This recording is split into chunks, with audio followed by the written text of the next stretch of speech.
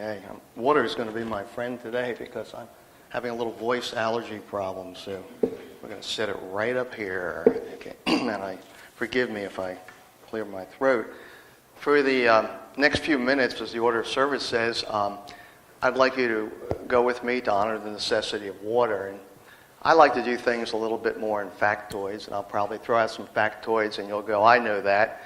So if you know that, that's fine. Just humor me, and we'll be fine going forward, okay? And the way I'd like to do it is talk about the present, me, I, you, okay? Go a little bit into the past, and then let's move back into the present again. So let's talk about you and me. When we're born, 80% of our body is water. As we get older, it drops down to about 57%. Of course, you'll never convince me of that at 3 in the morning when I'm like, you know. Our brain is about 95% water, our lungs 90%, blood 82%, a lot of water in there. It's a lubricant for our joints. It regulates body temperature, it removes toxins, it transports nutrients. It's basically critical to all life because it allows organic compounds to react and ultimately replicate life. And we can see that obviously in our day-to-day, and we're constantly looking for it. A perfect example is, let's go to Mars and let's find water and let's find life. So we're not only looking for it here, but we're looking for it in just about every place we possibly can. We can live 4 to 6 weeks without food. I don't know. I'm not sure of that, but anyway.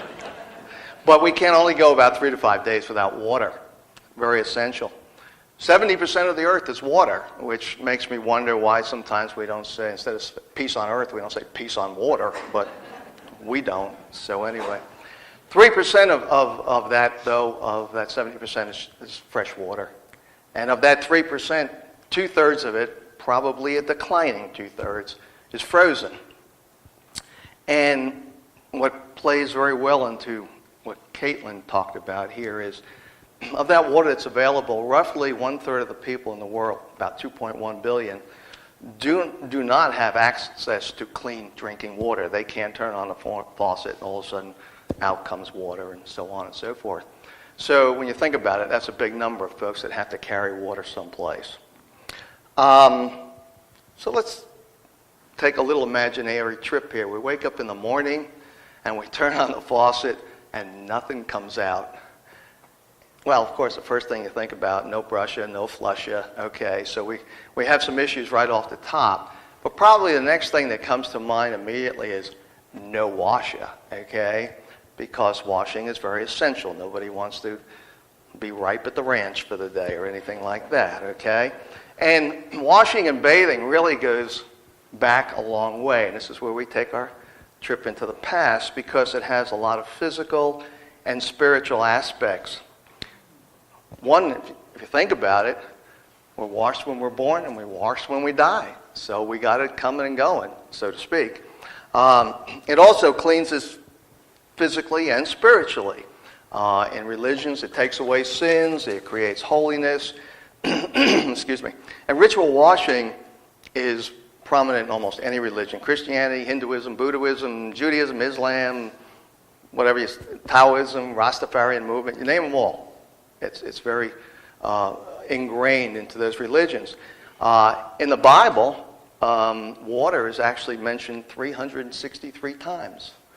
My favorite, water into wine, but it's the only one I seem to remember, I'm sorry. But anyway, and the Christians, of course, baptism, which declares their faith, it takes away original sin, welcomes into the church. Hinduism, spiritual purification. Morning cleansing is a daily obligation, and temples are typically located near water sources, so the folks attending can go in and bathe before they go into the temple. And Muslims literally mandate some aspect of bathing. Before conjugal relationships, I had to change that a little bit, but I think you get my drift, okay? Or after conjugal relationships. Before touching the Quran, okay, they have to, they're expected to bathe. Before each of their 5 prayers daily, they're expected to bathe in some way. And what I didn't know was if they can't get to water, they are expected to use sand to cleanse themselves. So next time, don't complain about hard water at home because they got it rough, okay? But anyway, let's fast forward to today, and let's fast forward to America. Right now, we're in the worst drought we've been in since 1956. And the bad part about it for us is we got a heck of a lot more people in America than we did in 1956. 65% of our farmers out there are experiencing drought. 21% moderate, 21% severe, and 23% exceptional drought situations. And the problem is it's not the water you see. It's not Lake Hartwell, Jocassee, Kiowee, and the rivers and everything that's really being affected. It's the aquifers, the water that's underneath the earth. 40% of cities and counties draw from aquifers. Almost 100% of rural areas draw from aquifers, and 70% of the irrigation for all our crops comes from aquifers. So, you know, as somebody said to me, I think it was Elaine, it's not the alligator you can see, it's the one that bites you in the back, okay? And that's kind of the one you got to worry about. It's not what we can see out there. So what's happening, and what's the big downsides? Well, one's quite obvious, okay? There's a lot of farmers that are folding their tents and going on to other places and, you know, having to seek other occupations. And the numbers are really going up dramatically on that. The other thing is food prices are going up. And it's not right now what we see, but according to the USDA, we're probably not going to see this really impact us for at least another 8 to 12 months. It's really an insidious factor. Okay, so all that said, what are some of the things we can do? And I just have two that come to mind. One is for us as a congregation, as members of our community, and the other is for us as individuals.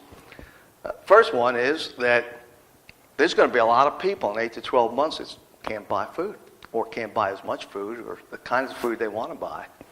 So maybe that's something we keep in the forefront of our minds to say, as we go along, maybe that's someplace where our congregation can help out in our community. And the other one's quite obvious. We've got to save water. Just because the lake comes up a little bit or a foot doesn't mean that things are better. We use, on average, per capita, 69.3 gallons of water a day. That's a boatload of water, no pun intended, okay? How do we use it? First is toilets. Second, clothes washes. Third is bathing. Fourth is faucet usage. And believe it or not, 14% of our water is wasted in leakage. So just some ideas to think about as we're going forward.